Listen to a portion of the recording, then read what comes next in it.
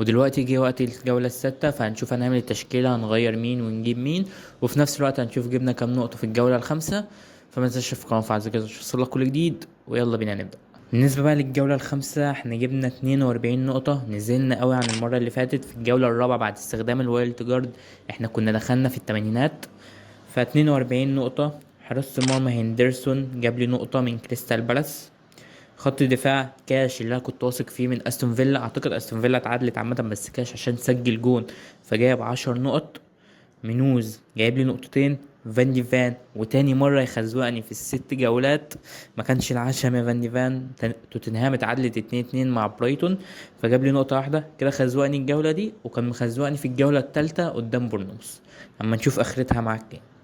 تشافي سيمونز جاب لي نقطة. صلاح بالكابتنة 10 نقط.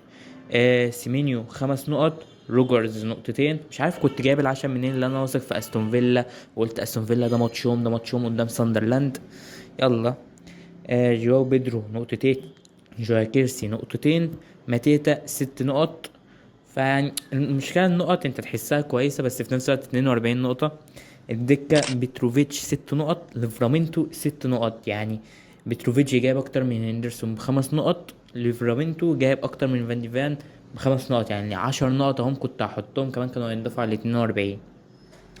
جيريليتش نقطة. وستيف ده بتاع بيرنلي 4 نقط. اوكي. تقريبا مش هنعمل تبديلات كتير قوي يعني في التشكيلة، فخلونا نشوف هنعمل إيه بقى.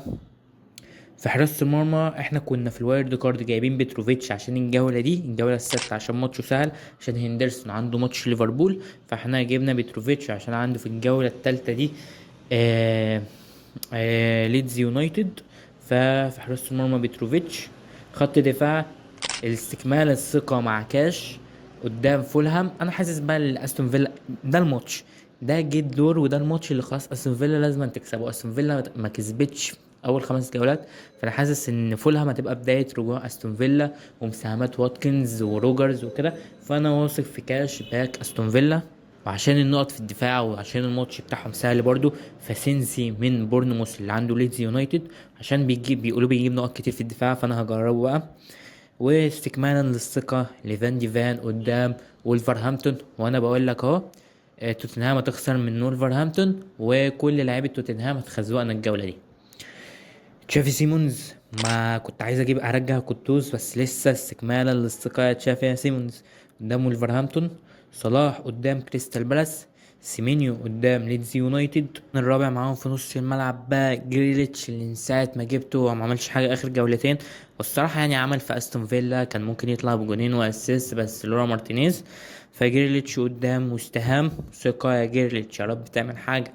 الثلاثة اللي قدام بقى جواو بيدرو قدام برايتون، جواو كيرسي قدام نيوكاسل. وخلاص يعني اعتقد جدول ارسنال من الجولة الجاية السبعة هيبقى هيتحسن وهيبقى من افضل جدولات الفرق.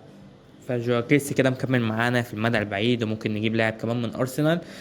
وبدلت بقى وجبت ريتشارلسون اللي قدامه ولفرهامبتون. يعني انا عامل 3 من توتنهام، 3 من بورنموث، والفرقتين دول اكتر فرقتين هيخيشوا معايا وهيخزقوني، يعني 6 لعيبه هيخزقوني كده مره واحده من ال11. وربنا يستر. الدكه بقى هندرسون وليفرامينتو وروجرز ومنوز.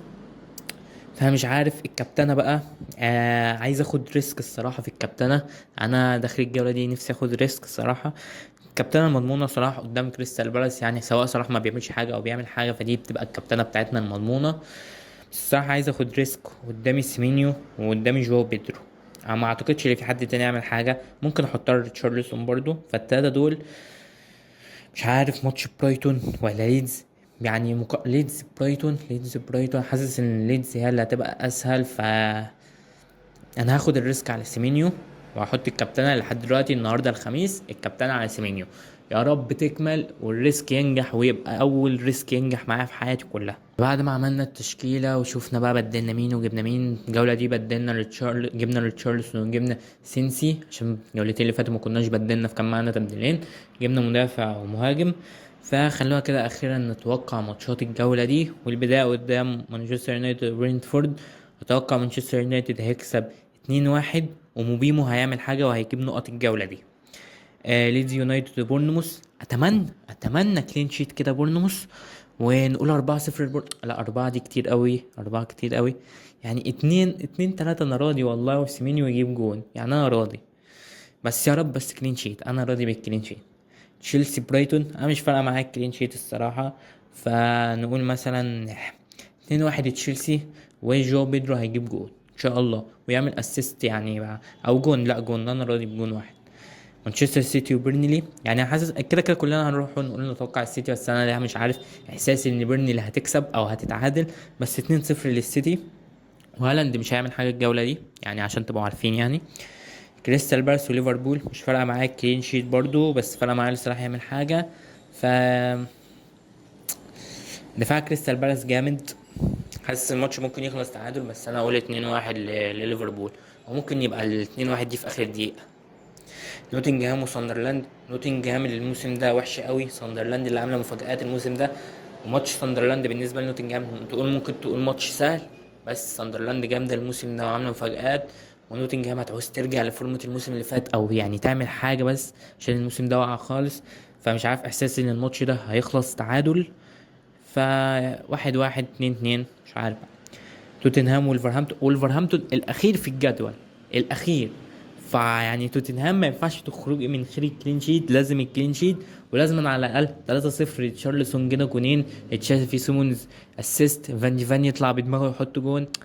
يعني اي حاجه اي حاجه. استون فيلا وفولهام، يعني دي البدايه. استون فيلا قبل الاخير. ف ما ينفعش بقى، دي بدايه مساهمات روجرز وواتكنز، وان شاء الله كلين شيت. فحاسس يعني احساس كده لاستون فيلا دي بدايه رجوعها، وهتظبطنا الجوله دي. وتعالى تف على وش لو استون فيلا عملت حاجه الموسم ده او الجوله دي اصلا. نيوكاسل وارسنال ممكن ده يكون من اصعب ماتشات الجوله، بس حاسس ارسنال هتكسب 2-1. هو الماتش هيخلص 1-0 الارسنال بالكتير قوي. ايفرتون وست هام الماتش ده هيخلص تعادل، وجريليتش مش هيعمل حاجه، اديني بقول لك اهو. اوكي، فاحنا كده عملنا 3 حاجات الفيديو ده. شفنا نقط الجوله اللي فاتت اللي جبنا فيها 42 نقطه، عملنا تشكيله الجوله دي وبدلنا، جبنا سينسي مكان منوز، وجبنا ريتشارلسون، وتوقعنا نتيجه الجوله الجايه. فما تنساش تفعل كل جديد. بس كده.